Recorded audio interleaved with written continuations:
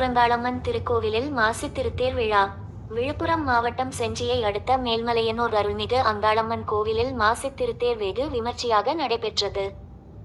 இத்திருக்கோவிலில் ஆண்டுதோறும் மாசி பெருவிழா நடைபெறுவது வழக்கம். இந்நிலையில் மாசி பெருவிழா மகா சிவராத்திரி அன்று கொடியேற்றத்துடன் துவங்கி நடைபெற்ற நிலையில் முக்கிய நிகழ்வாக மயான கொள்ளை தீமிதித்தல் நடைபெற்றது. தொடர்ந்து இன்று மாலை 4:30 மணிக்கு திருத்தேர் விமர்சையாக நடைபெற்றது.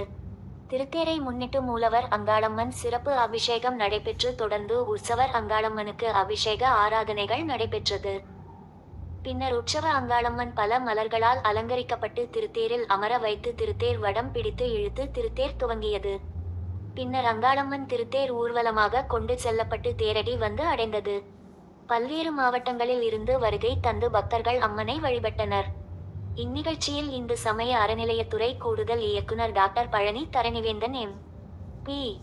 சட்டமன்ற உறுப்பினர்கள் செஞ்சி மஸ்தான் சிவகுமார், அன்னியூர் சிவா, முன்னாள் எம்பி ஏழுமலை, இந்து சமய அறநிலையத்துறை உதவி ஆணையர் ஜீவானந்தம், அறங்காவலர் குழு தலைவர் மதி எழகன், பூசாரிகள் மற்றும் அறங்காவலர்கள் மற்றும் லட்சக்கணக்கான பக்தர்கள் கலந்து கொண்டனர். நாஞ்சில் குரல் செய்திகளுக்காக விழுப்புரம் மாவட்ட செய்தியாளர் அரும்பிரகாஷ்.